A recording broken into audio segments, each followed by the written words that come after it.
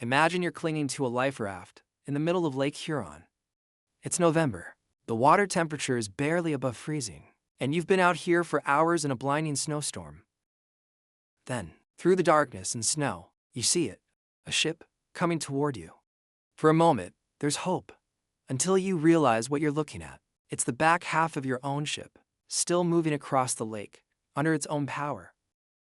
The front half, where you were standing minutes ago, is already gone, somewhere beneath these waves.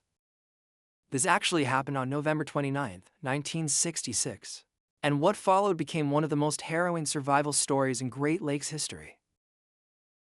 Welcome to Shipwreck History. If you haven't already, hit the subscribe button and help support our channel. The Daniel J. Morrell was a 600-foot bulk freighter, built in 1906 in West Bay City, Michigan. She was designed for one purpose: hauling massive loads of iron ore, coal, and grain across the Great Lakes. And for 60 years, she did exactly that. By the mid-1960s, the Morrell was part of an aging fleet still working the lakes. These vessels had been built during an earlier era of shipbuilding, and many showed signs of wear from decades of heavy use. The Great Lakes aren't gentle on ships. The constant loading and unloading of thousands of tons of cargo, the temperature extremes, the storms that roll across these inland seas, all of it takes a toll on a vessel's hull and structure. On November 28, 1966, the Morrell departed Buffalo, New York. She had just offloaded her cargo and was now traveling to Taconite Harbor, Minnesota, on Lake Superior to pick up iron ore. 29 men were aboard for what should have been a routine late-season run. Most of the crew were experienced Great Lakes sailors who had made this trip countless times before. The forecast called for deteriorating weather, but November storms were part of the job. You didn't sail the Great Lakes in late autumn without expecting rough conditions. By the afternoon of November 29th, that forecast had proven accurate. A powerful early winter storm was developing over Lake Huron, and the Morrell was heading straight into it. Wind speeds were climbing, snow began falling, heavy and thick, reducing visibility to almost nothing. The waves built throughout the day, growing from uncomfortable to dangerous. Inside the pilot house, Captain Crawley monitored the conditions and made the calculation every Great Lakes captain had to make in bad weather: push through or seek shelter. Getting to the nearest safe harbor would mean significant delays and added cost.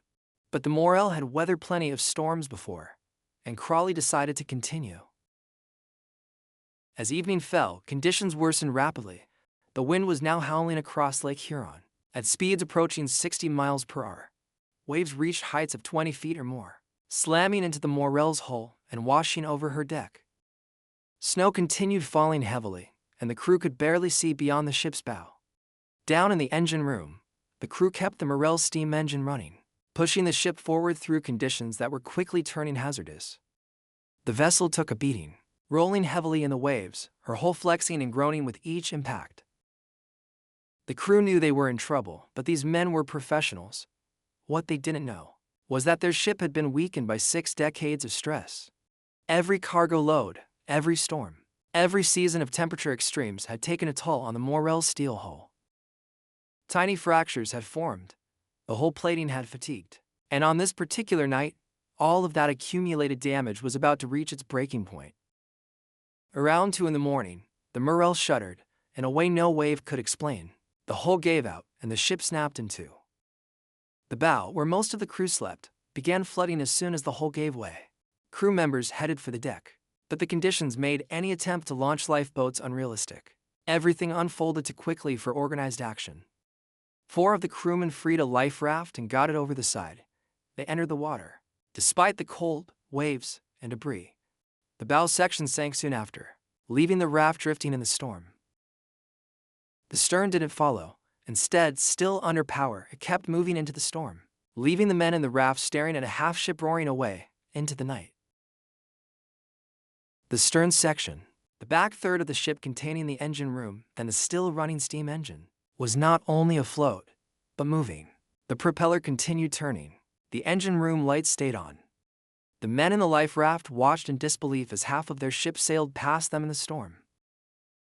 The men who had been back there were either already dead or soon would be, trapped in a section of ship that was doomed but didn't know it yet. For roughly 5 miles, the stern section of the Morrell continued across Lake Huron under its own power, a ghost ship in the truest sense. Then physics and flooding caught up with it. The stern began to settle. The lights flickered and went out, and then it to slip beneath the waves. Now there were 4 men in an open-life raft on Lake Huron in a November storm.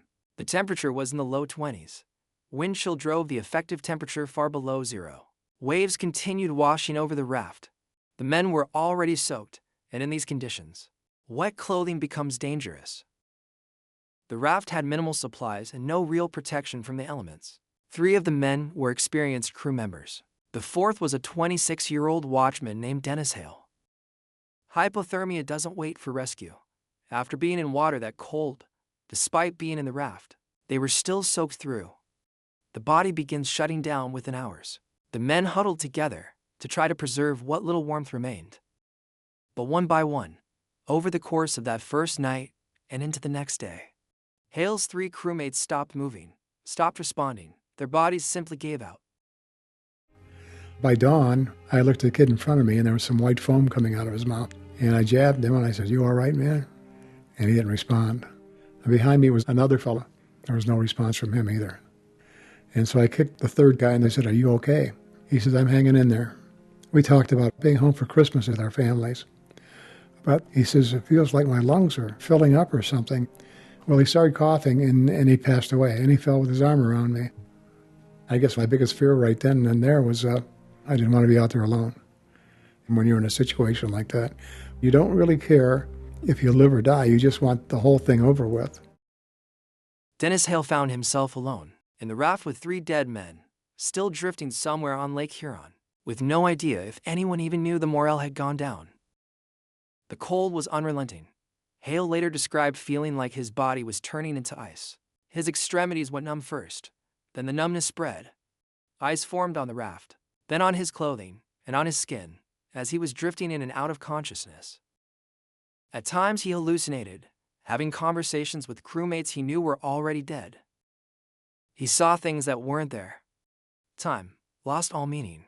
He couldn't tell if he'd been in the raft for hours or days. His body temperature dropped so low that his heart rate slowed to a barely detectable level. By any reasonable measure, Hale should have died in that raft.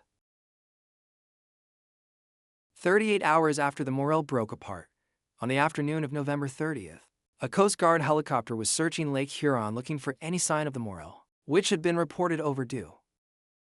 Around 4 o'clock, the helicopter spotted something near the shore. It was a life raft, grounded on a shoal about 3 miles south of Huron City, Michigan. When they descended and looked inside, they found 4 men. 3 were clearly dead, and the 4th was barely alive. Hale was suffering from severe hypothermia and frostbite. His body temperature was so low that medics couldn't get an accurate reading. Parts of his feet and hands were frozen solid.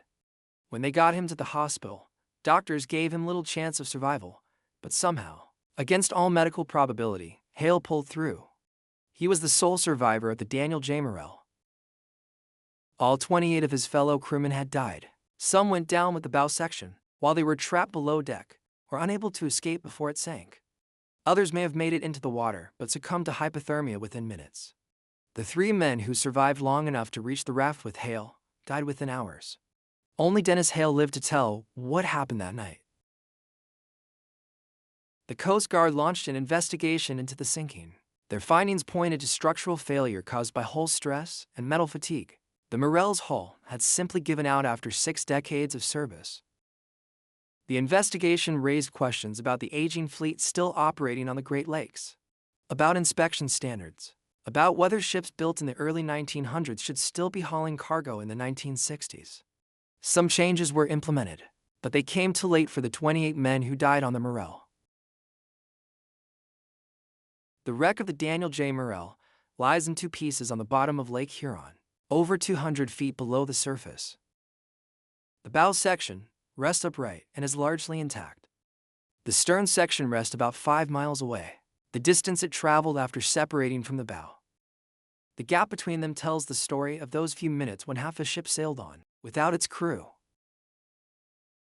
Divers who have explored the wreck can still see the fracture point where the hull tore apart. The broken edges of steel, frozen in the moment of catastrophic failure. Dennis Hale carried the weight of that night for the rest of his life. He was the only person who could describe what happened, the only witness to how quickly a routine voyage turned into disaster, the only voice left to speak for the men who didn't make it off the Morrell. And somewhere in his memory, lodged there permanently, was the image of his ship's stern, sailing past him in the darkness and snow, still moving across Lake Huron even though the ship was already gone. The Daniel J. Morrell remains one of the most haunting disasters in Great Lakes maritime history, a story of how brutal these lakes can be, and what one man endured to survive when 28 others didn't. If you had a chance to talk to your shipmates, what would you tell them? That I've missed them, that I love them, and I'm glad for the time we have together.